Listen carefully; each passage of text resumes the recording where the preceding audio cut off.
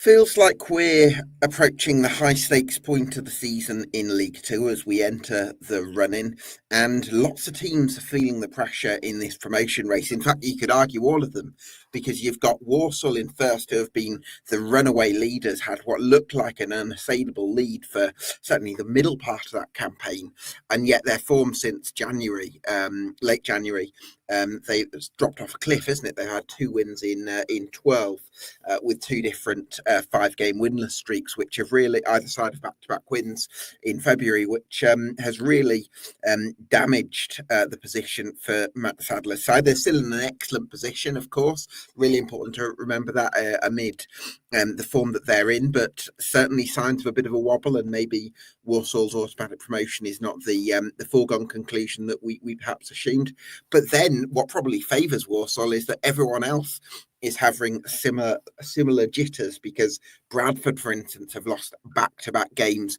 They're without all their forward-thinking midfield. Well, a lot of them in Alex Patterson, Anthony Sarcevic, and Bobby Poynton. Looks like they're going to be without those 3 for the bulk of the run-in, and Sarcevic for the end of until the end of the season.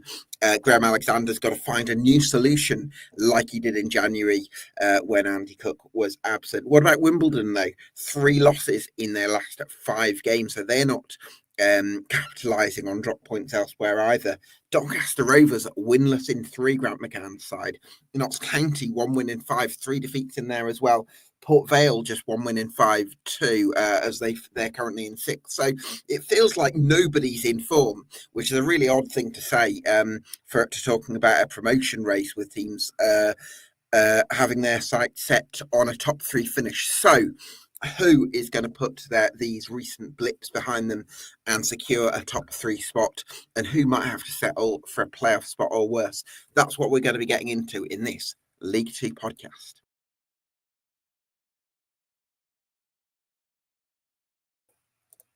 Yes, welcome along to EFL Debate. Before we get started, you could do us a massive favour by getting subscribed to us on YouTube and on Spotify. That would help us out an awful lot. For now, I'm delighted to be joined by my lovely co-host for the evening, Ed Walker, an expert on all things 4th tier. And we're also joined by Chris Windsor of Dizzy Up the Guy on Twitter, a Bradford City fan. Coming to you first, Ed. First thing to say is it 3 from 6, or should we... Oh, God, don't start this again. It constantly changes. I think your summary at the start is perfect. It's 0 from 0 at the minute. No one wants to go up. So... Does that? I mean, I haven't included Colchester United in this equation, but should we be talking about Colchester as well? The form they're on the minute, I think you have to consider them. It's worth. None of us know exactly when this point cuts off. Does it carry on to the end of the season? If so, they probably will get in there. Certainly with the way that they're flying at the moment. I don't know where the cut point is, Gab. I haven't known all season. And it's just the case again where you thought you had your idea in the head that Walsall and maybe Bradford were going to get themselves clear. We'd have a title race, and now they're potentially could still be caught by a couple of others behind. And the ones I felt confident on have kind of dropped off a little, and others have got more strength. It's great for unpredictability, but it's hopeless trying to make calls about what's coming in these last 9 games, as far as I'm concerned. Absolutely. What do you make of it all, Chris? Obviously, you've got skin in the game as part of as a chicken, as it were. Is that a thing? As a bantam, yeah. It's just this season, isn't it? It's what's happened all season. It's like the inconsistency that we talked about around, like December, January time, where nobody could buy a win, and then all of a sudden everybody's winning. All of a sudden, it just feels like a very strange season. You're looking at, for instance, Wimbledon, who have won 2 in the last 5, and they've just crept up into 3rd. Mm-hmm. You've also mentioned, obviously, the form for the other teams as well. Yeah. There's a lot of football to be played yet. It just depends on who actually wants to go up, because there is such a battle for teams who don't want to go up. And let's see what happens. It's just a crazy season, isn't it? Absolutely. Well, let's talk to a fan of the first team that doesn't want to go up. It's I know, absolutely. It's Simon from Walsall Fan TV. Simon, To what extent is it just about the recall of Nathan Lowe by Stoke City and Walsall not replacing him adequately enough?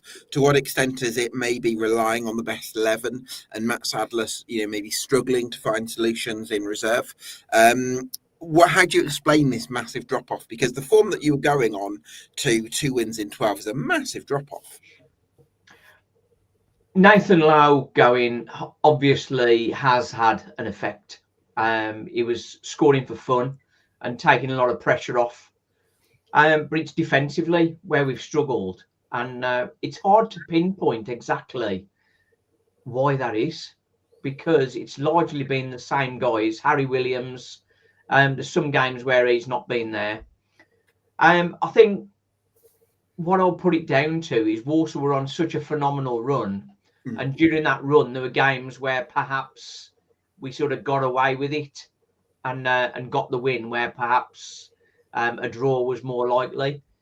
Lots of late goals. As you know, we've sort of scored more goals in the second half significantly than we have in the first. And I think when you're riding on the crest of a wave, everybody's got energy. And then we had the 2 games that sort of kicked us off our perch, if you were. The game against Bradford, Jamil Matt getting injured 30 minutes in was a massive loss. Walsall have looked half the team when Jamil Matt hasn't been there. So they took him off, and on comes Ethan Wheatley, who's not really played EFL football before. So there was obviously a big drop there. The following game at Fleetwood, again, without Jamil Matt, and Ethan Wheatley trying to do a job Jamil Matt has sort of built a career on doing. And I think 2 games like that, and then suddenly the momentum has sort of shifted a little bit, and players who were riding on the crest of a wave with energy suddenly realise how tired they are.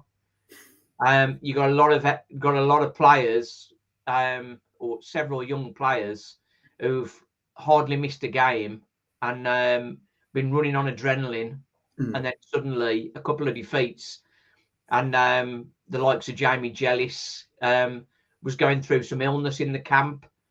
He played through some sickness, and it affected his performance. Connor Barrett had been so good as right wing back, something like 7 assists in the first 12 games, and people found him out, and lots of videos over the place saying Walsall are unbeatable. This is exactly how they play. How do we beat them? So, and then there's the pressure of top of the league as well. Everybody wants to beat top of the league. Everybody's cup final. Because it's such an unassailable lead, or what we thought was unassailable lead, it's one that everybody raises the game to play against. So those things combined have sort of hit us hard, but I think results haven't really shown it. But I think Walsall are sort of slowly getting back on it. The performance against Bromley, I thought was very good. He made some changes. Yeah, he made some changes, particularly second half. Levi Amanchi certainly took a great goal. Bromley though scored 2 beautiful goals. In fairness to them, they deserved the point.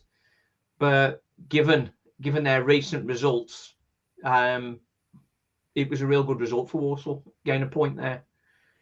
So I think it is turning. I think Walsall is sort of getting back to it. But we've got a very big 4 games. Gillingham away, perhaps definitely the easiest of the 3. Let's hope we can get a good result there. Then Wimbledon at home, Doncaster away, and Port Vale at home in the space of 7 days. That's going to determine whether we're going to finish top or not. Ed, coming at this from an outside perspective, I've always looked at Walsall for the first up to 2/3 of a season. I'd felt like they were actually quite a little bit vulnerable defensively, but those vulnerabilities were massively outweighed because of this intensity, because of their ability to create chances at will, because of Nathan Lowe and his ability to drop in and link play, and the wing backs and some of those patterns of play. The trade-off was a massive net benefit. And I think the problem that you maybe have now, Ed, is that you've still got some of those defensive, you still have that feeling of, oh, yes, I can get at Walsall, but also maybe without some of those benefits that we'd talked about earlier in the season. I thought there was a question coming. Yeah. He just kind of went off then and just started explaining everything. Okay. I was wondering if there was something to come on the end of that, Gab. Just wanted to come on. Yeah. There's a point that can be made about that. Does that ring true for you, or do you have another view? I would argue. I would certainly agree with that. Yeah, it's puzzling. This. I don't want to just attribute it down to the loss of Lowe, who may be showing him more to how exceptional he was. But I'm just wondering, are we experiencing perhaps a bit of burnout in the middle of the park? Because we've assessed there was so much energy in there, which is one of the main qualities of it, Simon. I'm just wondering, does it feel like the immense legs that we know Jealous and Lake can have maybe just aren't there to level? Is there that disbalance between them and Stirk at the moment when they're in there? To be totally honest, I think if we're pointing at a specific of why we've dropped off, I think the injury to George Hall and Jack Earing probably has had a bigger effect. What they were doing, they were coming off the bench for the last 30 minutes. So that was resting Jealous and Lakin, and they were bringing intensity and incisive play late on in the second half. They both got injured in December. And I think it was end of December, early January, they got injured. Then we tried to bring in players, but the players that we brought in weren't fit enough to contribute straight away. So the replacement of that energy, we threw Oshie in there, and then Brandon Comley coming back in. But Jack Earing and George Hall, tremendous quality to be bringing on last 30 minutes. And we've missed that. And that's the energy in front of the back four or the back five that's probably a bigger factor in all sense. Simon, can I ask you a little bit about, you might not agree with me on this one. I mean, I've watched probably the last 2 or 3 games of Walsall. Do you think that teams have found you out a little bit? Because I think one thing that we can all probably agree on is on the counter-attack. I think you're phenomenal. Honestly, I think you probably are the best team in the league on the counter. Do you think that teams are starting to learn about that? And that might be potentially also a reason as to why, the form has dipped. Have teams worked out how to play against Walsall? I think I have seen a lot more playing balls over the top of the wing backs down the channels. Because that's whenever you're playing against a 3-5-2, that's where the gap is. And if you've got guys, got wing backs who want to push on, playing it behind them and turning them round is always going to be an area that you can win, area you can gain advantage. So yes, maybe people are doing that, and people are sort of sitting off a little bit. When we played against teams who like to pass the ball around at the back, Walsall have loved that this season because we sort of can pick them off and win the ball high up the pitch. When you're playing different sides who don't do that and they just launch the ball into your half, you haven't got that same opportunity to win the ball high up the pitch. So maybe they are doing that as well.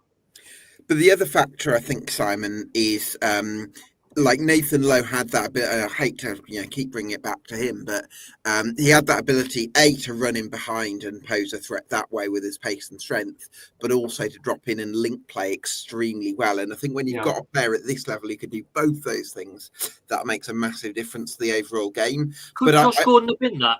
Because he's not around. Could that possibly have been him?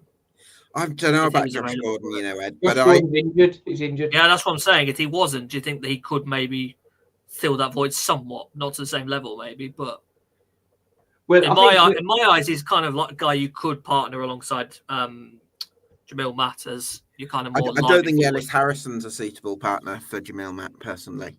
To be honest, I think we discussed this before. I think that Walsall have 3 different strikers we can put in, which are all a mix of the abilities of Nathan Lowe.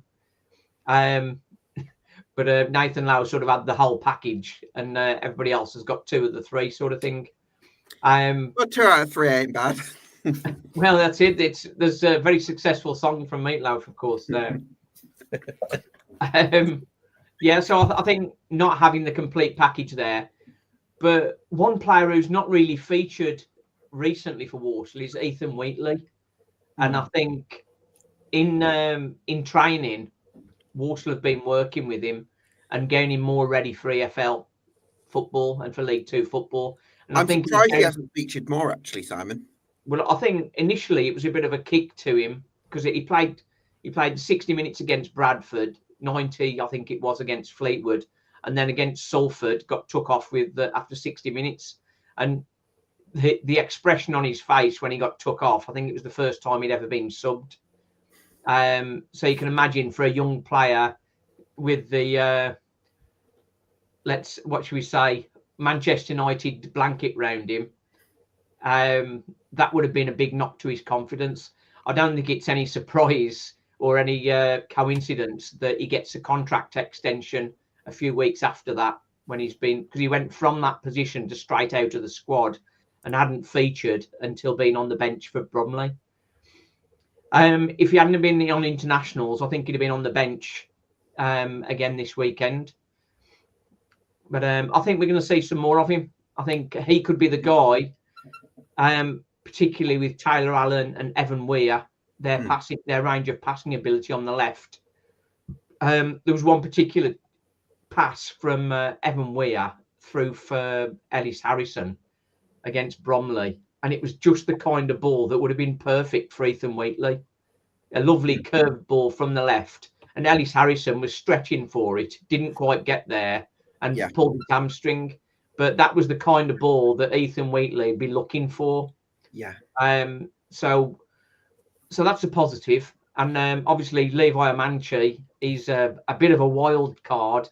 But as you guys, if you've seen the goal against Bromley, like, that was tremendous touch and just quick turn and shoot. Yeah. That was a remarkable finish. Absolutely. So he'll be boosted confidence on there. Obviously, Connor Barrett got his assist that he hasn't had for ages, and Jamil Macker on the score sheet again. So I think confidence is up for Saturday, and I'd like to think we'll go there and get at least a point. I think. Is there any worry, Simon, about the individuals? Because I think Simpkins away. Is Gordon away with Guyana? To be honest, we've got if you imagine, I've got the full list here, as you would guess. Simpkins away, so Hornby played on Thursday. Yep. He only had 2 shots against him, and he conceded both. But in fairness, I don't think he's both great goals.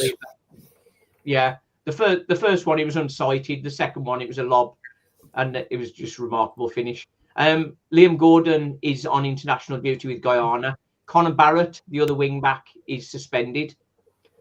Wheatley is away on international duty. Lipswick, who's probably wouldn't have featured, he's away on international duty as well. David Kagbu, who's been a regular starter, he's not available. He's off with Ireland as well.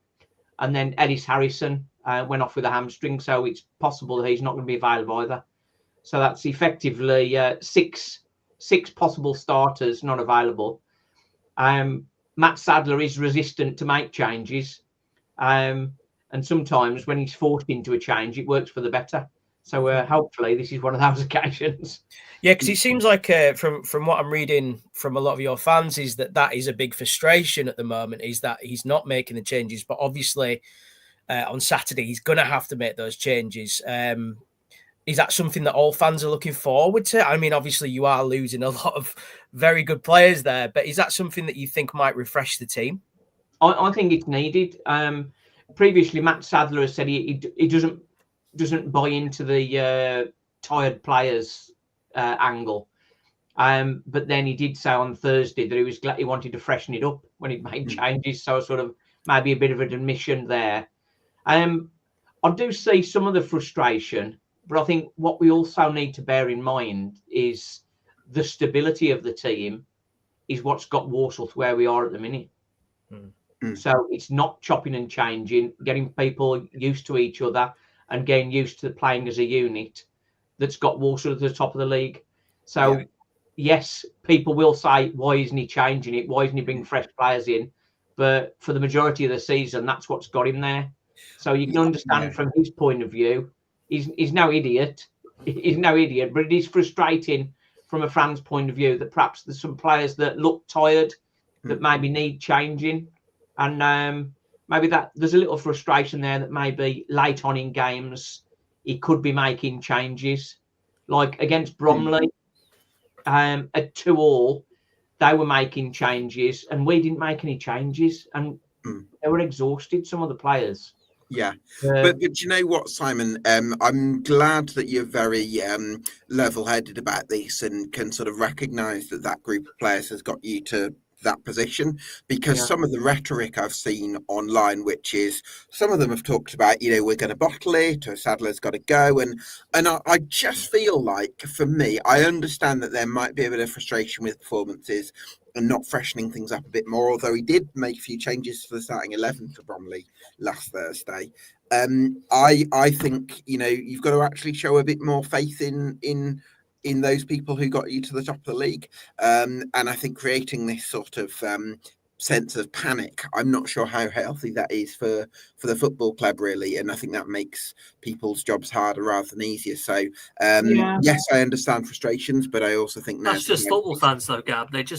We live in the extremes as football fans. Things either exceptional or dreadful. There's no in between. Yeah.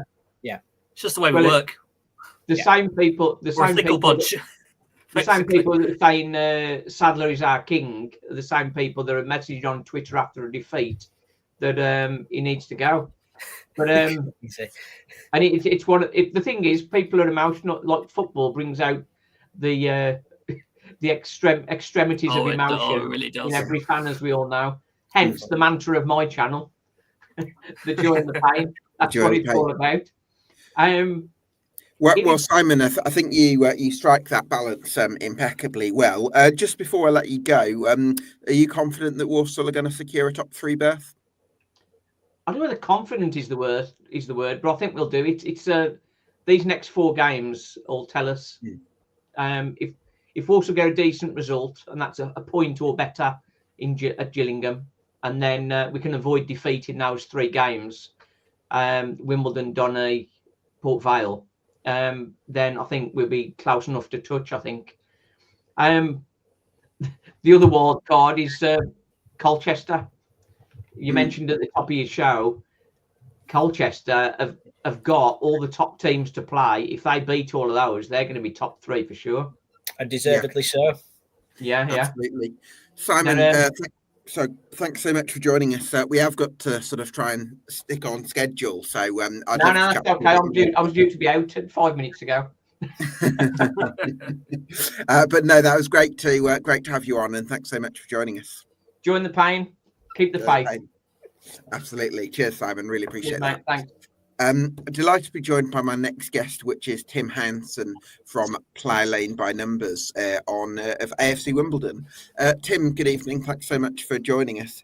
You must be delighted with that 2-1 victory over Carlisle. A little bit nervy, perhaps, in the second half, but got the job done. It was a deserved win. Yeah, definitely. It was a much needed win. We've been through a bit of a sticky patch, I think, probably since we last spoke. Not picked up too many points. I think, even including the Carlisle game now it's I think 7 points from the last 6. So I think before that we probably have 5 from the last 6. And I think we felt like we got back on track with the win over Notts County about 10 days ago, where we kind of lost a couple going into that. We had a defeat at Morecambe midweek, and then we put in a great performance against Notts, won 2-0, really in control. They didn't really threaten us much at all. But then we had a midweek game with Cheltenham that I certainly thought was one of the games I was more confident about for a while, actually. I would blame the PSV fans for this personally, but you do. Well, yeah. They saw a red and white striped team and they thought, we're not bothering with you lot anymore. I think that's the problem. Yeah, it was a good turnout from them. But yeah, so that was a big setback, and I think if we'd then not won at Carlisle, with the table so bunched up, it would have been a massive blow. But so yeah, really good win there to go up there on the Saturday and score after. When the team came out, I kind of commented that didn't look like a team that would attack from the off, and then we scored after 2 minutes. So not a great call, but yeah, and we held on. I think when we were 2-0 up, we're normally very good at seeing games out, but then letting them back in it a little bit was a bit nervy, but got it done. And amazingly, after picking up 7 points from 6, we're third in the league, which is a bit mad, but obviously shows how everyone else is doing as well. Yeah. Tim, I really want to talk to you about, I guess, that midfield dynamic and how that's been playing recently. Have you still felt, even when results have been a bit more up and down in the last few games, that Jake Reeves has still been running the show and you still have those legs from Ali Smith and Callum Maycock? I think Reeves and Smith have done well. They played a lot of football. I mean, Smith has only missed 1 game all season, and hardly missed a minute in the other games. And Reeves, apart from his spell injured, has played every 90 minutes since he's come back. I think what we struggled with was they were really playing as a 2 in midfield and playing all that football, getting through a lot of work. Then we sort of be playing a 3-4-3 or 3-4-1-2. So with either kind of Marcus Brown ahead of them and the 2 strikers, or sometimes Josh Kelly in sort of a front 3 with Stevens and Bugle. And I think that's been quite tough. I think there's times we've got a bit overrun in midfield. And also it's not really played to Smith's strengths, where he can kind of get forward and get in the box like he did for the goal on Saturday. So the change we made on Saturday, which I really like, was bringing Maycock into the midfield. And then it becomes more of a 3-5-2 where Reeves still sits, but Smith and Maycock kind of play as the 2 number 8s and push on, and they got a goal each. And I think that also frees out the strikers a little bit. I mean, that Notts County game I mentioned was brilliant, but like Matt Stevens spent a lot of that game defending down the right flank. And it's not really his game, and he's not scored in 7 games now. I think with the shape we play for 3-5-2, spreads the work around a bit more, and it allows Stevens to spend more time in the box. Bugle as well, who's hardly had a shot recently because he's just getting through so much defensive work. So yeah, I think what tends to happen with Johnny Jackson is he does tweak a little bit between formations, but if he changes to something and it works, he'll kind of stick with it for a good run of games. And I feel like he probably will think he's kind of stumbled on that 3-5-2, which is what we played early season before we had lots of injuries in midfield. And he's got Maycock's great in that role. Miles Hippolyte's coming back now. James Bull's kind of back in contention as well. So he's got good options in midfield. So I think the balance is better there, and that will kind of improve Reeves and Smith as we go as well. Tim, where are we on Umar Bajil at the moment? Because he seems, I notice a bit of decisive discourse around him at the minute. I think it's mainly based on people judging him on his sole numbers, maybe compared to what he offers as a player. I think, I was involved in a bit of a debate in that last week, very much on the side of defending him, because it was a bit mad as well. Because I mean, the Notts County game we won 2-0. He put in, I thought, an outstanding kind of defending from the front performance, where they couldn't get out of their own half in the second half, basically because he was pressing so effectively, and they couldn't play through us, and keeping them away from our penalty box. He plays such a big role there. The goal thing, I think, comes up because we haven't been scoring a lot of goals, and it's people want to point the finger somewhere. It's hard to blame Matthew Stevens because he's one of the top scorers in the league, and we very much relied on him. The guy who's got the 9 on his back, who people still think should be a 20-goal man. Yeah, and I think to be fair, he missed a great chance on Saturday. He missed a virtual open goal on Saturday, but he generally hasn't been getting his scoring positions. And I think, he scored 3 goals in the league all season, and people look at that and think, you want a bit more from your centre forward. But I do think that the shape we've been playing with, when he's out there with like Brown and Stevens, he's almost playing a defensive role more than an attacking role. I think he's like, the first line defence, and he's not getting on the box and getting many chances. I think it's fair to expect maybe he should score more than 3 goals, and hopefully by the end of the season he will. It was interesting, actually, when we lost Al Hamadi last season in January, we didn't really have any other options up front. Josh Kelly came in, but it took him a while to get going, and Josh Davison was there, but struggled a bit.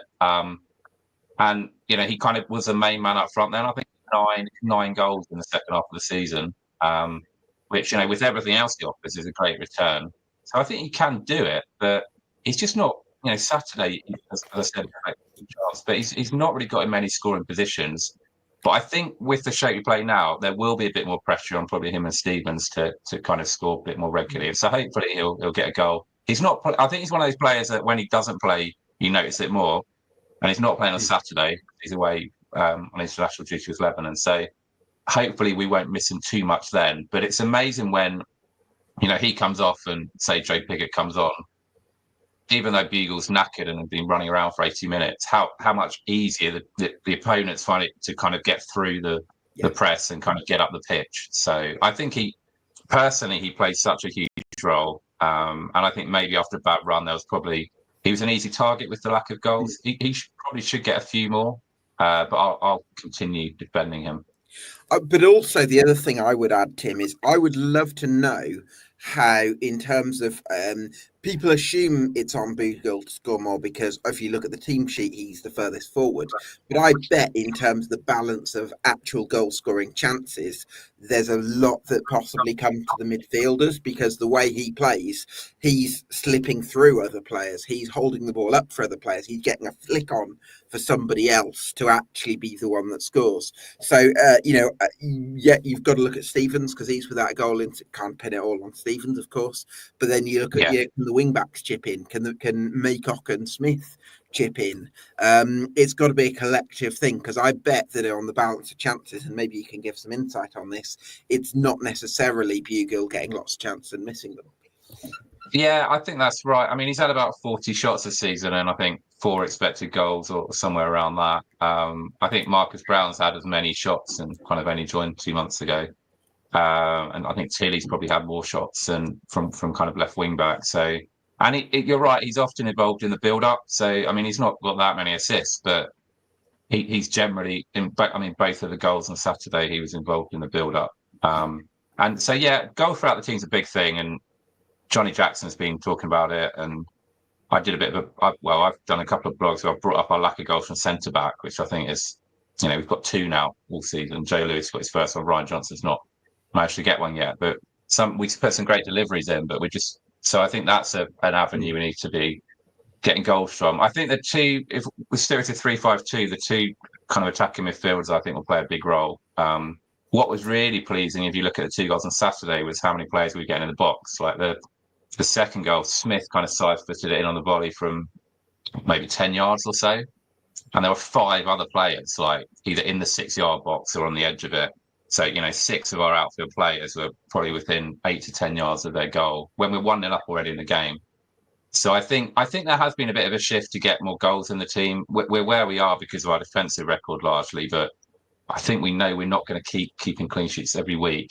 And particularly on the road, I think we haven't been maybe as kind of progressive, proactive enough at times. So hopefully we'll kind of push and try and win every game from here and score a few more goals because I think we'll need to do that to kind of stay in that top 3. Let's hope you can do that. What's your feeling on where Wimbledon are at, and are you more optimistic, less optimistic than you were last time you joined us? I think I'm probably about the same. I think last time I was very much not very confident. Kind of we can stay there. I think there's one thing we need to do is at some point string some kind of run of wins together. I feel like some of the other teams will do that.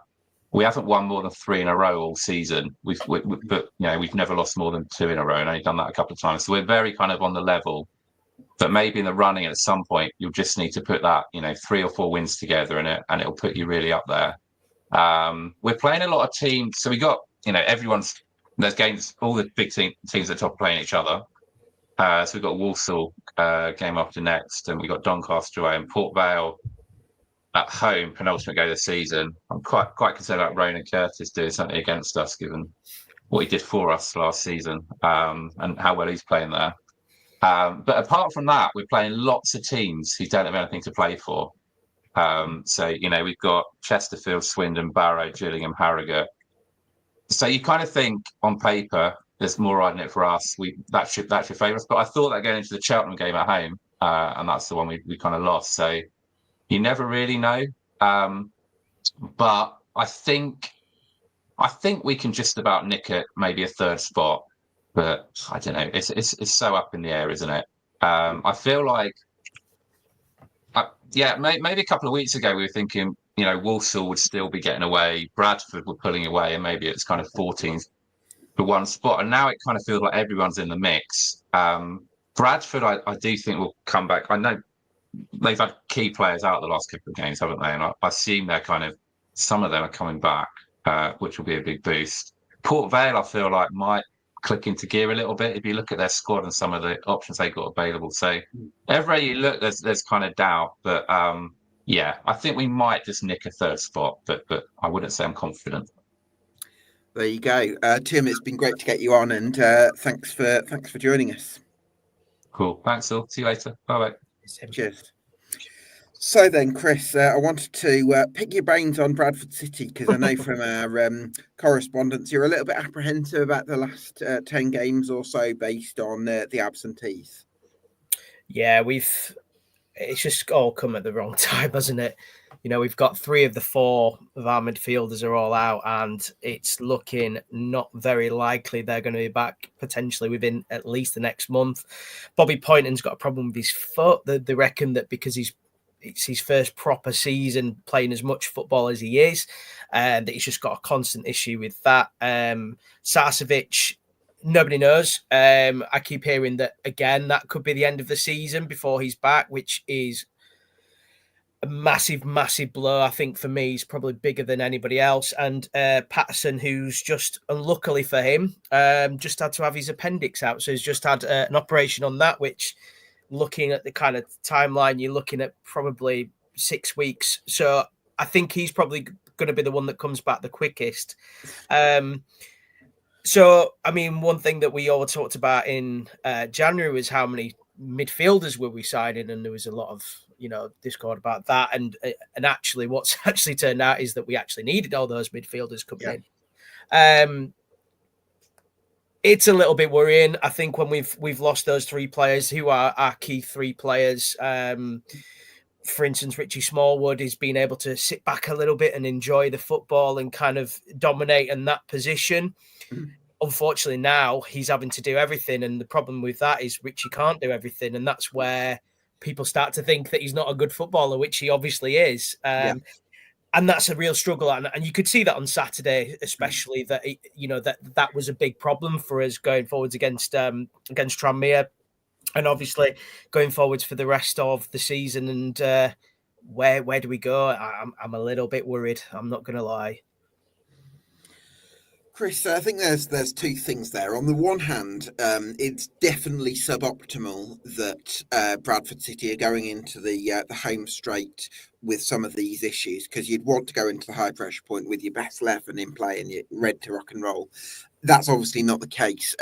So I think there's a little bit of a rethink required, but Graham Alexander did show the ability to basically pivot when Andy Cook got injured in January. He came up with a new plan. Everyone would have said Andy Cook getting injured was the end for Bradford City. It was a death knell for your season. All of a sudden, those midfielders come back and you're cooking again. And I think it's about a case of, can we have like a mini a bit of a tweak of the team and maybe exploit some different areas and just adapt things a little bit. And can we get more out of Jamie Walker, for instance, who's got this creative mind, or can Tom Lapsley, is it not Tom Lapsley? George Lapsley, sorry, getting the Lapsleys mixed up. Thank you.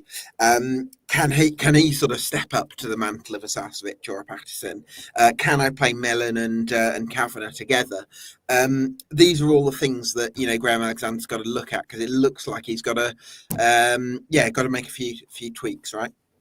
Yeah, and I'd also include Keller in that as well. I think Keller's started the last 2 or 3 games now, which we're starting to see a little bit of improvement. I thought in the first half against Tranmere, I thought he was very impressive. I think the problem for Keller, though, is that when it's not going his way, he disappears a little bit into the background.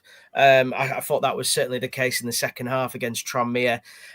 Regarding kind of Lapsley, you look back at his home debut against Cheltenham, he gets his 2 goals. He was absolutely brilliant that day.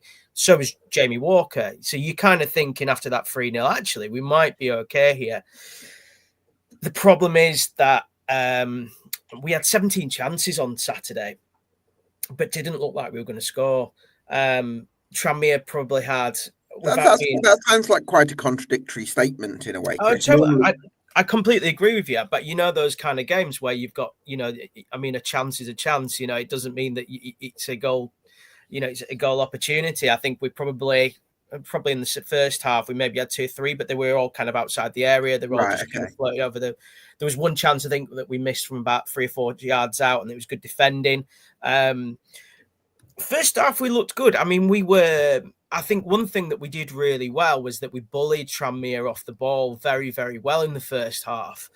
They didn't bring anything really, and I think that probably Tranmere fans would admit to this. They didn't really bring anything to the game, particularly. I think that obviously the penalty decision in it changed the game really, but after that we just didn't seem to. We didn't want it as much as they did, and I found that really, really frustrating, especially in the position that we currently sit. We could have got that points down to equal points with Walsall and only losing out on goal difference. So that was really frustrating, and I think that one thing that did concern me a little bit was the way that we reverted back into kind of old habits. What I mean by the old habits is crossing from the wing to our two very, very small forwards, or at the time Mellon, small forward and the ball's just going across the box. It was very easy for Tranmere to deal with. And I feel that when we've reverted it back into that, when we've done that, in previously in the season, we've not done very well. I regard probably when we were around about 12th position, where it looked like the season was already petering out, kind of like November time. That concerned me a little bit. We just seem to be void of any real ideas. And I just feel that, as I said, losing Sarcevic and that creative bullying, midfield driving runs. Yeah, absolutely. And that's exactly what we missed. And Patterson as well, with his pace in that midfield role, creating things. Bobby Poynton on the left, bringing in some of the great crosses and beating defenders. We're really going to miss that, and I think that yes, our form before these two games has been really good. There's concerns, and it's not just myself that are saying this. I think a lot of Bradford fans are starting to just worry whether we're going to get over that finishing line. So here's what I think I would do if I was in Grez's situation. I would previously, I think I'm right in saying, Chris, that your pressing strength had primarily been from three of that 4-man midfield in that 3-4-2-1 shape. Yeah. I think if I was in Grez's position, I would go to a 3-4-1-2 with Jamie Walker behind the front two of Callum Kavanagh and Michael Mellon, because they're both very willing runners. Mellon's got a great work ethic from what I've seen from his time at Morecambe. Needs to find that version of him at Valley Parade, but I would pair him with Callum Kavanagh.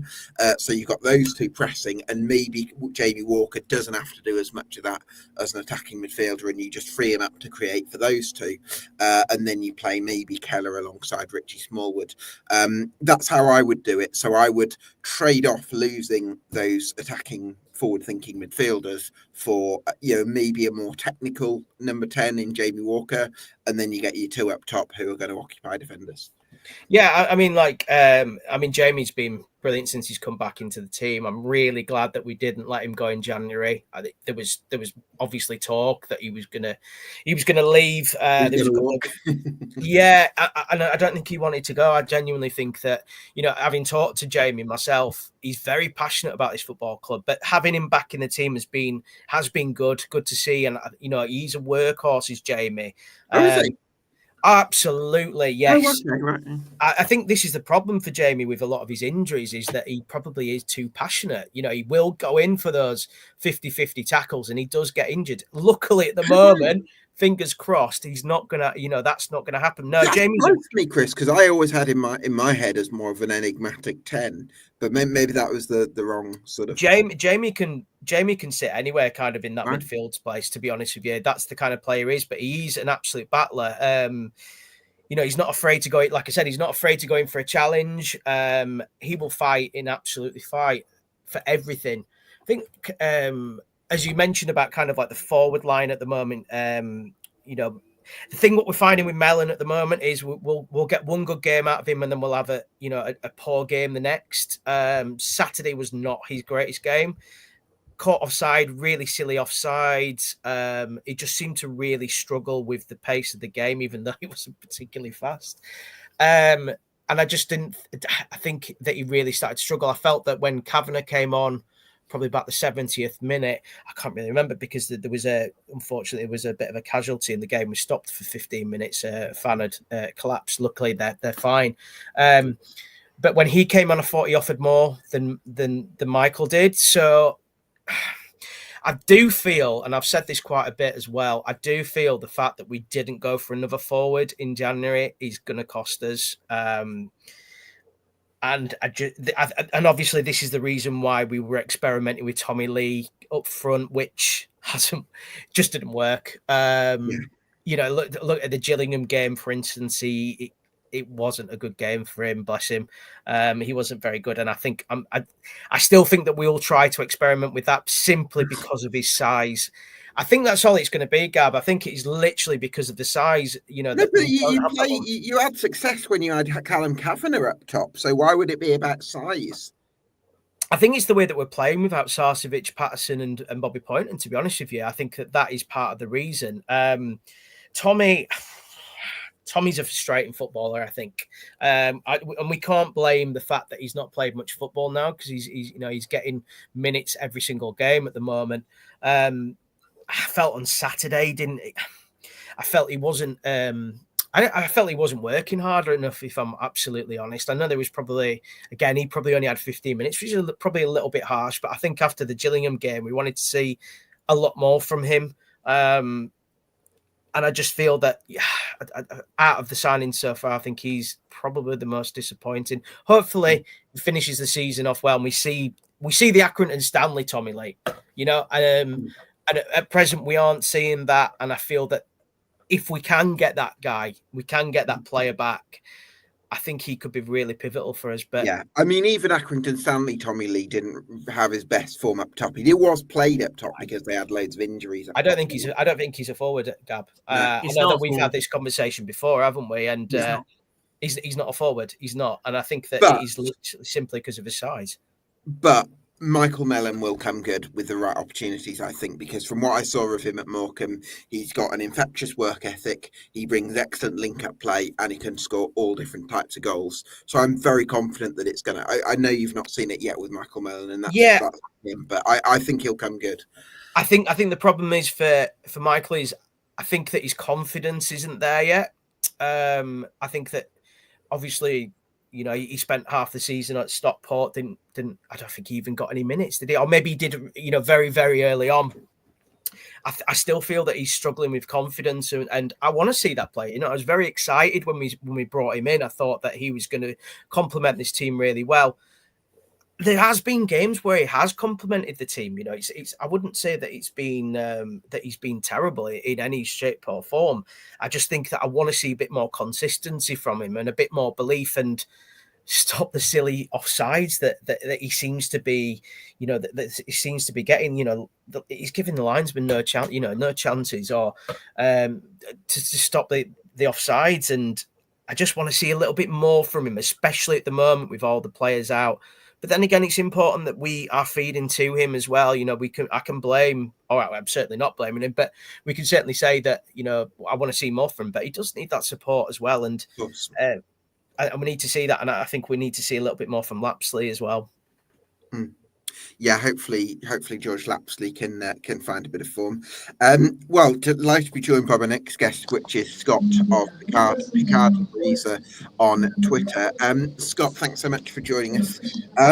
Port Vale, do you feel like Vale are still right in there as an automatic promotion prospect, or would you take top 7 if you're offered it now? It sounds like you're in a bingo hall, Scott. Some background noise going on around you. There is, yeah. I'm in a train station waiting room, so apologies for the interference. Got kicked out of my office, unfortunately. But yeah, I think you've got to have us down as a contender, really, considering that, you know, we're only 2 points off with a game in hand on Doncaster. But like I say, it's all about consistency and obviously whether we can kind of just get over the line into that top 3 place. pace. And I suppose there's been a few sort of grains of doubt sewn into that with sort of the previous 4 results prior to the win at the weekend. So it's just kind of avoiding that, really, avoiding slipping into those old habits and kind of like some of the turgid football we've seen at little spells during the season. How important was Jayden Stockley's return from injury? Yeah, Stockley coming back from injury is massive for us, because there are certain games where I think it requires a little bit more sort of pace and kind of players running at defenders. Like, so there are games like the Salford game recently where, like, kind of the Antoine Hackford and Ronan Curtis combo worked really well.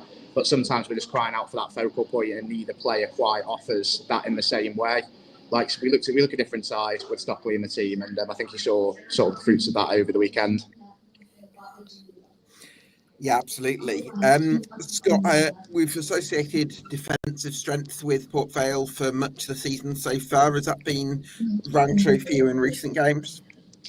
I think so, yeah. I mean, I think what you have seen in some of the recent matches that we've had, even where we've been frustrated with draws, is that we are really resilient at the back. I think your Mr. Consistent in that defence has been Connor Hall on the left of defence. I suppose bringing him back in the summer, we knew exactly what we were getting from him from sort of his previous stint in the promotion side under Darrell Clarke. So, like, we knew we were getting a consistent performer there. But to be honest, the other 2 spots in the back 3 have been anybody's in recent weeks. So with Tom Sang being suspended for quite a while, we've seen kind of Kyle John going in there. We've seen Jesse Deborah coming back into the team. We've seen the re-emergence of Nathan Smith in there, who's done really well. So to be honest, like, 2 of those sort of back 3 spots have been anybody's throughout the season. And, people have kind of come up at intermittent periods and taken their chance. So it is nice to see that certainly in that back line, competition is really, really healthy. Yeah, Kyle John's the one for me, Scott, that fascinates me most, because I can't work out what he is. Is he a right wing back? Is he a left wing back? Is he a centre back? Does he kind of look okay in all of them without really standing out in any of them? I just wonder if you've got a sense yet of where he actually fits into this team as a regular. Yeah, to be honest, then I'd say he's kind of a defensive utility man in a way. I think he's probably, if you're going to put him in a wing back position, he's probably better on the left than on the right. Even though sort of because he's cutting in on his weaker foot, even though he has to kind of like check back when he's crossing the ball. Like, he is really effective on that left side, but at the same time, when he's in the right side of central, sort of that back 3, should we call it, he's really good at kind of being that ball player, carrying the ball out, being aggressive and sort of linking up with his right wing back, which hopefully more often than not in this running is going to be Mitch Clark, because like you see those 2 linking up really, really well, and there's a great understanding going on there. So obviously long may that continue from our point of view. Absolutely. Chris? Yeah, the look of a man who was about to say something. I don't think anybody's. Do you know? I'm going to make a comment, because I think nobody's ever talking about Port Vale. Everybody forgets to talk about Port Vale. Lost 1 game all year. Do you like the fact that nobody's talking about it? Is it the pressure off you from that? Because it just seems like everybody always seems to forget about Port Vale. A friend of mine did the a fixture list poster and didn't actually put you guys on there. How do you feel about that? Went down well. Yeah, it ruffles your feathers a little bit, but at the same time, I absolutely love the fact that we're going under the radar, because hopefully we're just going to be that team that sneaks in and nobody notices us. And I think as well, I saw a stat recently whereby I think our points collected against the top 7 sides is up there with the best in the league. I don't know if it is the best, might be behind sort of Walsall. I'm not sure how their stats are now, but it is definitely up there. And considering some of the fixtures that we've got in the run-in, if we can sort of pick up a couple of wins and sort of stay unbeaten against those sides in and around us, we've got to be one of the favourites to creep in, just given the fact that obviously, we've got that game in hand as well. And, if results go our way, like, it could well be us. But at the same time, we're only an injury or 2 away from, maybe dropping out, given the way that we play. Because given that it is very much workmanlike and, based on hard running, athleticism, defensive organisation, if you lose 1 or 2 members of your engine room, all of a sudden that all falls down and, you're less creative, it becomes a bit turgid, you perhaps lose a link between defence and attack. We've seen that times when we've lost Ben Garrity to injury. So, it relies on key players staying fit, and luckily we're getting 1 or 2 back at, quite a key time now. Yeah, I definitely agree. And like you say, if you win your game in hand, you're going to third place on merit. So, that's the thing that we've got to look at. I just feel, do you know what? Like I said, I just feel that you lot are just being very, very quiet, sneaking away into that position. And I think, the fact that you've only lost 1 game this year, compared to what everybody else is doing, you're picking up the points. I think you're going to sneak in. I don't know. I've just got this feeling about you guys at the minute. Yeah, it's getting unbeaten gets you so far. I think if you stay unbeaten, you lose no more than kind of 7 or 8 games over a season, and you manage to win half your matches. It usually is that recipe for promotion. Like I've sort of said that with 10 games left, if we can limit defeats to say no more than 1 or 2 more, and then get 6 more wins, we're probably going to be looking at an 81-point finish, and that's probably going to be enough to do it. So, we're optimistic, but it's all about kind of how many of the draws we can convert into wins. That's going to be kind of like what sort of swings it one way or the other. Are we finally going to get to see a biased Garrity Crosdale midfield at some point this season? I think we probably will. I'll be honest. I mean, it's the best opportunity we've got at the moment. However, I suppose the kind of re-emergence of Reece Walters could also have something to say about that as well.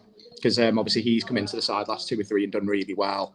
Looks like he's really kind of bulked up during his time away, and he's coming back and really having an impact. And I think having that kind of option for the running is really, really good for us as well. Absolutely. Well, we wish you well for the running, Scott, and all the best. No, cheers, Gabe. It's going to be a roller coaster of a few weeks, but let's see if we can do it. Absolutely. Thanks for talking to us, Scott. No worries. So our next guest is Danny from Rambling Rovers, Doncaster Rovers fan, of course. Danny, thanks so much for talking to us. How have Doncaster's performances been recently? Because like everyone else, you've had a bit of a dip in form, winless in 3. Like everybody else in league, very inconsistent. We go on run of 2 or 3 good results, and then we go on 2 or 3 bad results as such. Like you said, we haven't won in 3 games now. So again, we're going through a bit of a tough bit again, which isn't ideal, because in our last 9 games we take on 5 of the top 7 and 2 of the bottom 3 as well. So they're just as tough, because they want to step up. So, it's going to be a very tough end of season. I'm really looking forward to it, to be fair with you. It's going to be good. Like I said, everybody's taking on each other as well in this top 7, and it's going to get very touchy. It's going to be very good to watch. I mean, it's easy to get frustrated with particularly the last 2 results being draws, but I would point out, as Danny, your entire back four's missing at the minute. You've had to completely change it to the last 2 games. Yeah, which was against Swindon. I mean, Swindon are a good side. I mean, they don't get as much credit as what they should do, I think, for my personally. From what Holloway has done with that side is absolutely immense. From all the pressure, all the stuff, what he's had to deal with from the top, and he's managed to get them playing, is absolutely full credit to Ian Holloway and Swindon Town for that. So the draw against Swindon, same as what Warsaw fan, I forgot his name, who were on earlier, Simon was saying, after every bad result at minute on Twitter, I see fans of our side, of Rovers panicking. And for me, I mean, I've been following Rovers for many years, too many. I'm showing my age a little bit here, even though I still look about 20. But but it's like, when I say enjoy, I'm going to enjoy the ride, because this is going to be, like I said earlier, the ride is going to be immense. It's good to be battling at the top and at the bottom. Just enjoy it, and just take every result with it. You know what I mean? It's just like people panicking. Just need to just chill out. Take the result, same as what Ed said. The Swindon result for me, a win would have been ideal. It would have been good. But Holloway and Swindon are a good side. A point, it's not end of the day. Crew last week, we should have had a chance to win the game at the end with that Stonewall penalty. I mean, I've never known anything to be that was Stonewall penalty on Sabara. I don't know what the ref were thinking there. But again, it's at minute we're only turning up for half a game at minute. Like Crew game last week, we only turned up for the last, second half when Grant McCann decided to gamble and make 4 changes at once. So, yeah. Yeah, it seems like a lot of your.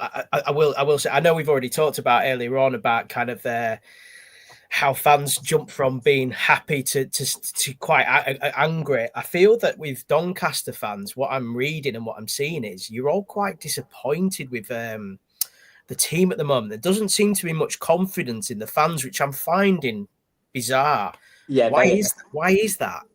I don't know myself. Honestly, I'm in the same boat as you, fella. You know, it's like I'm finding it bizarre every time I come on Twitter on a Saturday night after a game, and if we've drawn, it's like, you know, I just see all this doom and gloom, and it's like we're third and fourth, we're battling for automatic. Why aren't we getting behind the side like we were last season? You know, in that amazing run, what we did, and we have this feel-good factor where we thought we can beat anybody. But right now, I just feel as though we don't have that feeling from the fan base. Like you said, it really is bizarre to say where we are. And it's getting to, like I said, to the business end of the season now, where we're taking on, like I said earlier, 5 of our top 7 rivals in that promotion push. It's like this is where fans become vital and where we need to be, like, I know it's cliche, but be like the 12th man and push teams over the line and get us over. You know what I'm saying? It's one of them. It really is bizarre. I agree with you. Absolutely. That midfield pairing then, Danny, because I think we all agree Owen Bailey has been a model of consistency for Doncaster Ravens. Mr. Consistent, Owen Bailey. Absolutely. Yeah, whether he's centre half or midfield, this season more midfield. But I think last season he had Matty Craig alongside him for the second half of the campaign, and Craig brought that bit of cultured play in possession. And this season it's been hard to pinpoint that top end midfielder that can really bring the creativity. So how's that situation developing? Obviously, George Broadbent starting at Crewe last time out. Yeah, George has been playing that like deep role, playmaker role. You know what Pirlo did at AC Milan back in the day. Is he a playmaker though? Because I spoke to somebody who coached him, who said he's more of an old-fashioned 8, somebody who can pass, tackle, run, but a bit more dynamic, a bit more up and down. McCann in summer actually found a role for him within the side. I think he prefers Broadbent to play like that, to be the playmaker kind of role.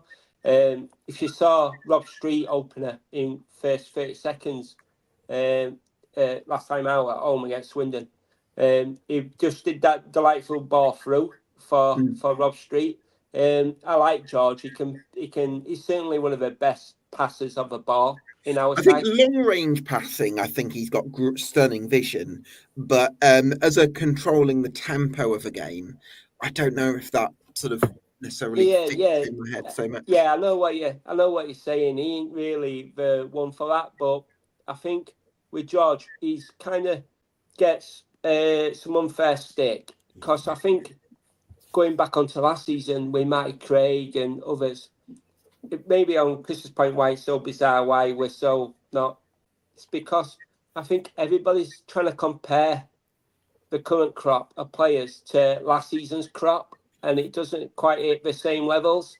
But you know what I mean? It's just unfair on people to be comparing all the time. You know what I mean? It's a bit...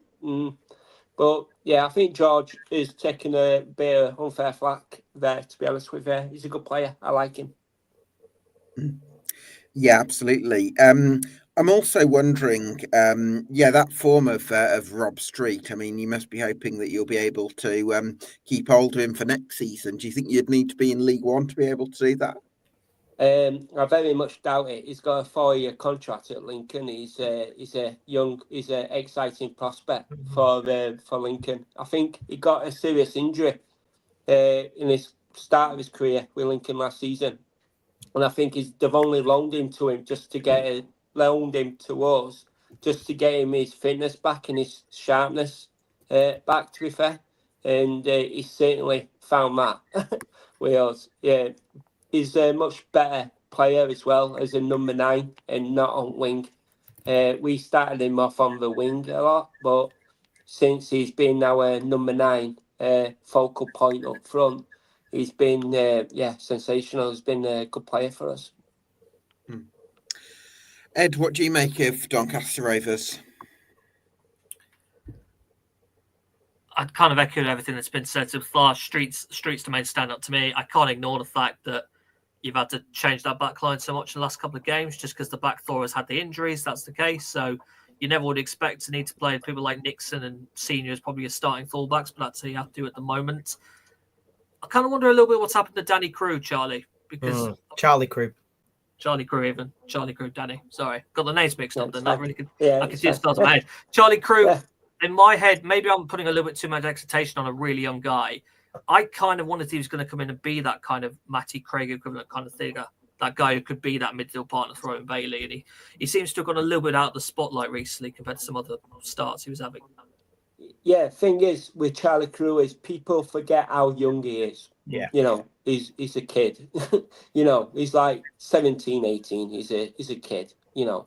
And maybe physicality sometimes League Two, come on, we all know what it's like. I mean, you get kicked up in air sometimes by 6'9", barely big defenders and stuff like that. And sometimes you just might need just to take 2 minutes just to sit out a couple of games, you know.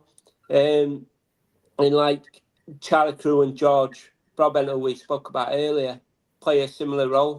And every minute McCann prefers Broadbent as that playmaker kind of role. Whereas I've liked Charlie, he's a good player. You could definitely tell he's a talent, absolutely. But like I said, sometimes we take the horses for courses approach sometimes, so it's kind of damning at times. But it is what it is. I mean, we've got a array of talent, depth, you know, in our squad. So yeah, Charlie Crew, yeah, good player, but it's just unfortunate that he's on bench at the minute.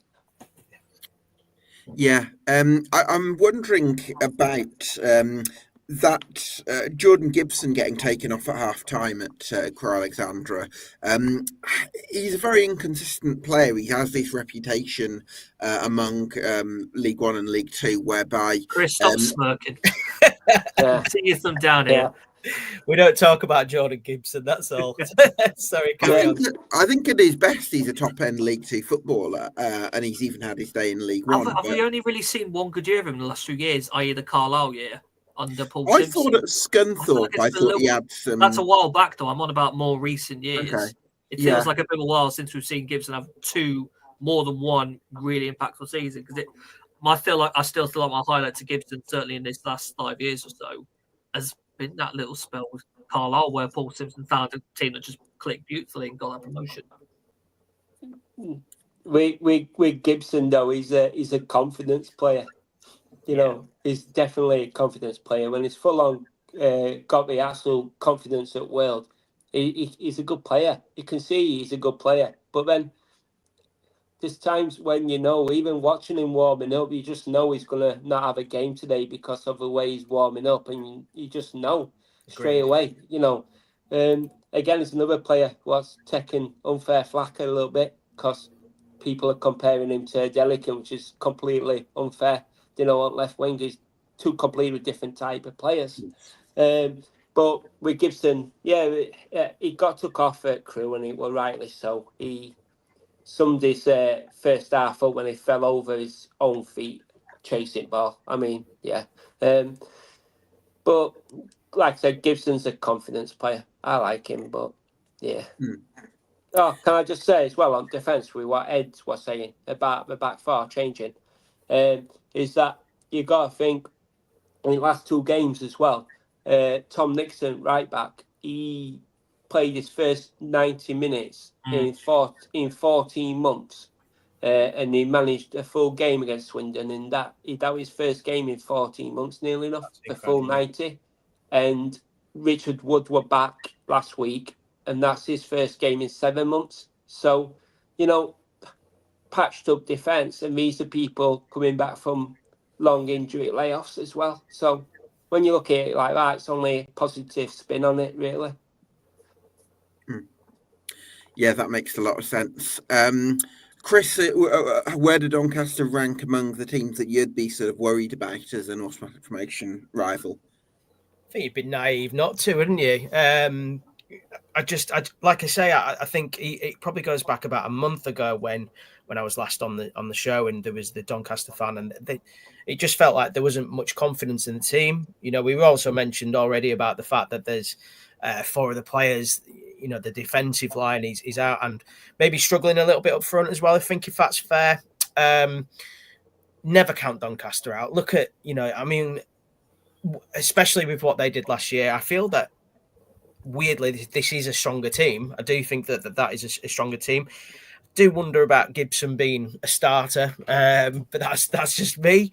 I don't think you could ever write Doncaster out, and I certainly am not.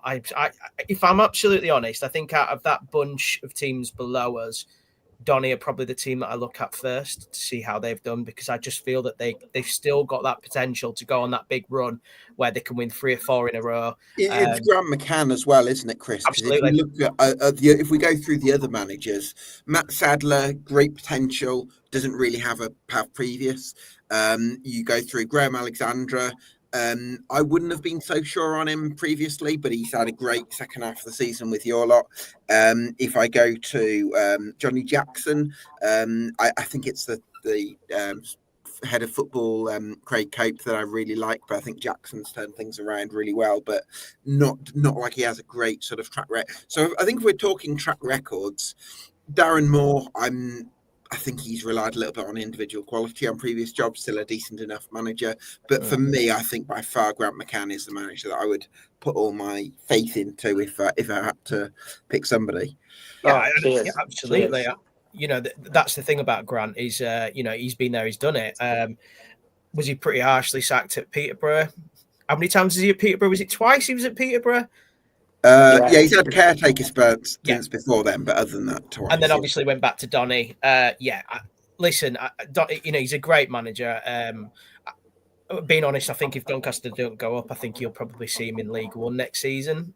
Agreed, yeah. Which I'm really sorry to say, Danny, but I do think that he probably, you know, has that potential. He does have that potential to move up into League One. But yeah, you're absolutely right in what you're saying. I think with experience, I think you'd probably want a Grant McCann. However, I'm very happy with Graham Alexander. But yeah, you know, his teams are always full of enthusiasm. They're full of determination, and that's what you want from a manager. And especially, you know, we've got to talk about what he did last season and how he turned them around. It is incredible. He's a great manager. I think it's vital, pretty much, that we go up just to keep Grant McCann, to be fair, and to keep some key, try and keep some key players as such as well, such as Joe Alowu and a few others as well, what are contracting summer. So it's like promotion is there's no ifs or buts about it. We've got to go up just to, you know, keep going, progressing as a club. I think that's an important point as well, because you know you have got the potential to lose a lot of those players that, you know, that have done really, really well in the last couple of years, and I can see where you're coming from with that. And I think there must be a worry with Doncaster fans that you don't go up, you lose a lot of those players, right? Yeah, and we'll be back to square one again, because probably, like you said, McCann will probably move on, and then obviously we'll lose key players as well.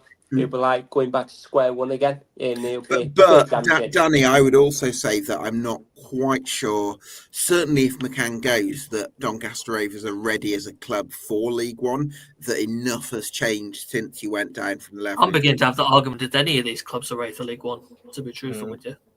But I mean, the title of your episode, Gab, is "Does anyone want autos?" It doesn't look like anyone wants to go into League One next year. No, that's the reason. But you could say that, but then you never know, dear. I mean, in summer, you know, we could recruit.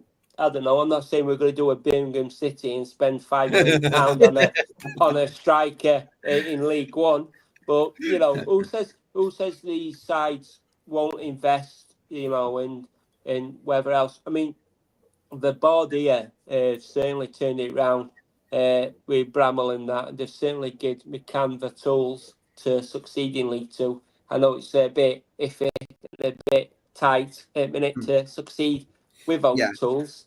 But if we go up, touch wood, I'm sure that the board would back McCann and will Yeah, I survive. mean, I think in League Two you can put a budget together and get results. I think in League One it's much more about being smart operationally, and that's where I'm just not quite sure that I'm willing to put all my faith in Doncaster Rovers there. But maybe that's a conversation for another day. But that's just something that I would just not quite 100% on.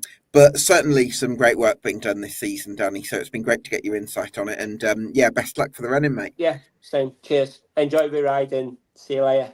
Top man, Danny. Cheers, mate. Cheers. Delighted to be joined by my final guest of the evening, which is Casey Rennicks of Notts County, the Notts to Talk About podcast. Casey, thanks for joining us. Where are you on Notts County? Because there's some very interesting opinions on the Magpies that have been sort of circulating, I suppose. Well, obviously, first of all, Gav, thank you for having me again. Obviously, just dived out of work to do this for you. I just can't say no, mate. I just can't say no.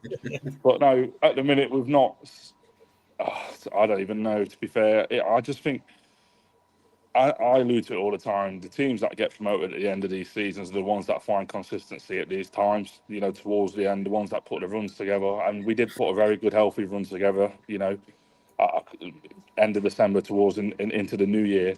But whether we've had ours a bit too early is something I'm not too sure about, because I mean we are really struggling to be consistent at the minute, and I mean likewise so is everyone, but that's not helping us either, because when you have the teams like Bradford that are slipping up at home to Tranmere, you need to win your games. We can't be losing to Chesterfield at home at the same time as they're losing. It's all about taking your chances, and we're not doing that at the minute. We can't find any consistency. It's a little bit strange in this league at the minute. In terms of returnees, anyone coming back that's going to make a difference for you? Well, this is the thing, Gav, isn't it? I mean, everyone was so excited for the return of McGoldrick, and we knew how important that was going to be. But it's typical Notts County look, isn't it? You get one player back, and Alex Bass is now in a safety boot, and Jody Jones has had a setback. So we're struggling. I'm not too sure if we're going to have anyone returning too soon. Obviously, I'm pretty sure you would have seen that we've recalled Junior Marias, which is obviously great to have another option. But at the same time, anyone within the football club would probably not be being honest if they admitted that was a move that they wanted to do at any point in the season. Because I think obviously we've sent him out on loan twice now, so it's definitely not a player that we had in our plans this season. But obviously now he's got his opportunity. Will it work? Who knows? I think Marias is a bit of an unknown still, and that's crazy to think because he's been here 2 years now. But yeah, as far as returns go, I'm not too sure. I mean, injuries just always they just love Notts County, don't they? You can never escape it, so it's tough. Is Traore still out, by the way, Casey?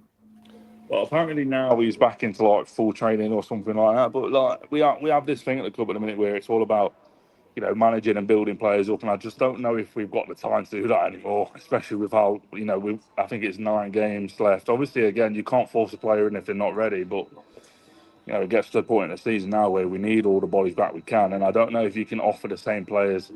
I don't think you can offer the same time. I don't think you can be as cautious as what we were. Say if we had 16, a double-digit amount of games left. We're into single digits now.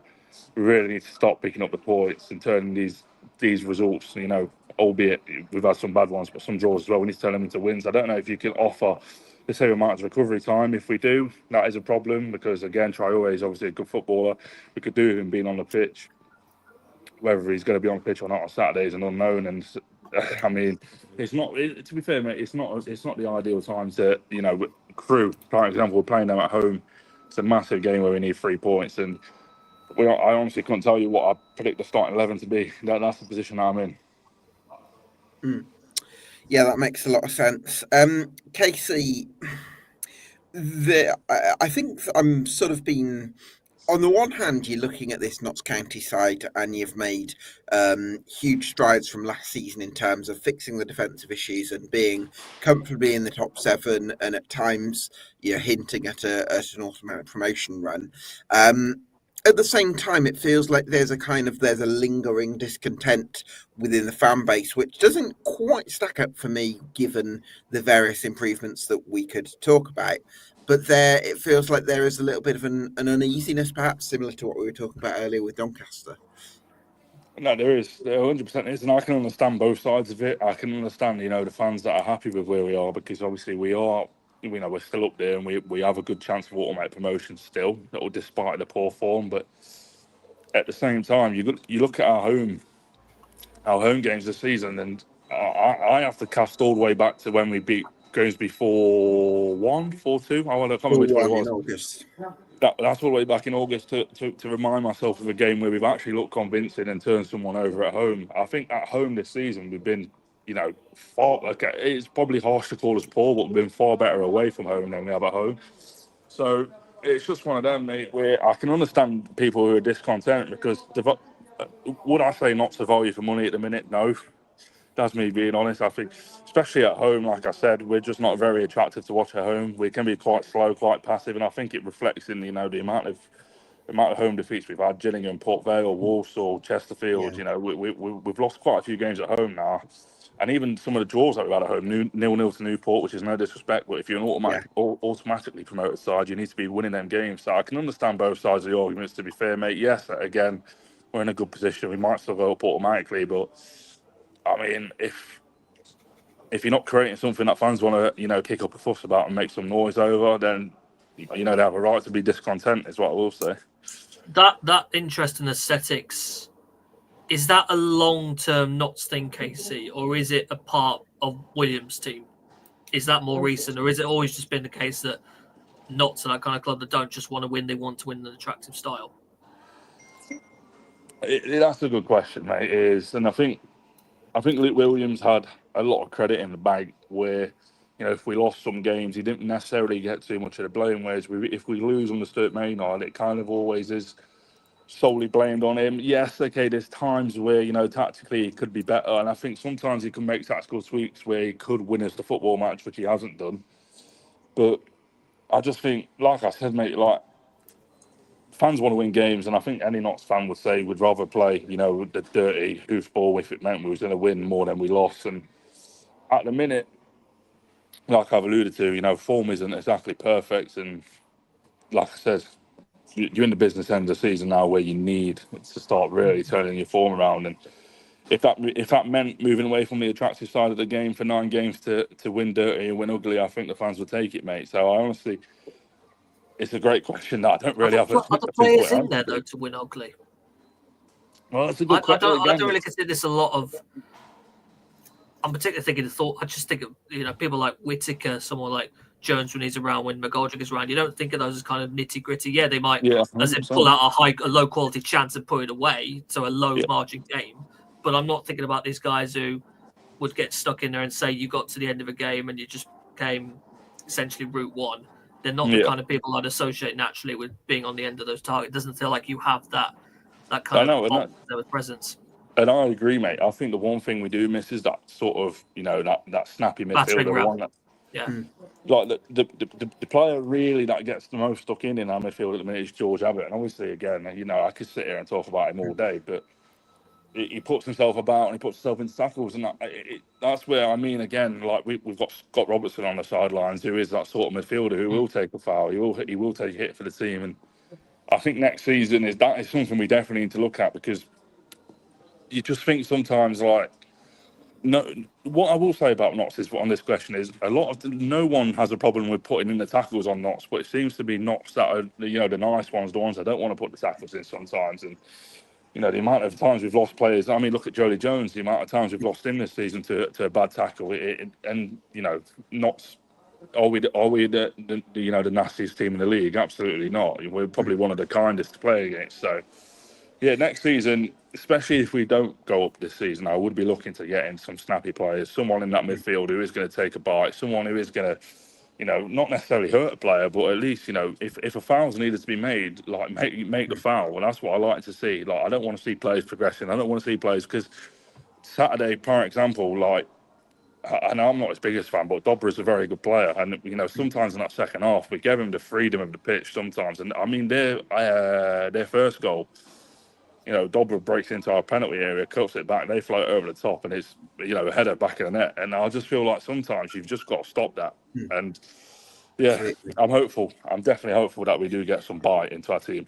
Hopefully you can do that. Obviously, maybe need to I think you redress the balance in some ways this season. Need to redress it a little bit further in terms of getting a bit of bite into that team, possibly for next season. But this season, certainly still in with a chance. Casey, thanks so much for joining us. Really appreciate you joining us. My pleasure, mate. Thank you very much, and take care. I'll see you soon. Ed and Chris, we're just about running out of time, so I want to wrap things up very quickly. Can I get 3 words from each of you? You know what I'm going to ask you. Ed, your top 3. Let me just go scroll down to 16th, and I'll go with them instead, because that's probably the best shot at the minute. No, I'm not going to change to what I said a few weeks back. I'm going to stay the current. Well, actually, is the current 3 at the minute. Walsall, Bradford, Wimbledon. I'm just going to keep hope with that at the moment. Interesting. Chris, are you ready for this? Go on. Bradford, Port Vale. I'm changing my point. Colchester. Oh! I'm going in. Oh, no, you might be being reactive there, but I do understand it at the same time. I'm going to Colchester in a hot in form, so I can see where you'd go with that. For me, I'm going to say Walsall, Wimbledon, and Doncaster. That's going to be my 3. There you go. So we'll see.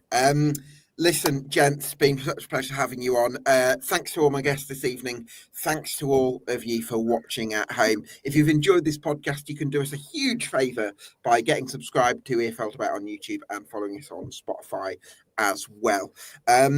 We'll see you again for another League 2 podcast next week.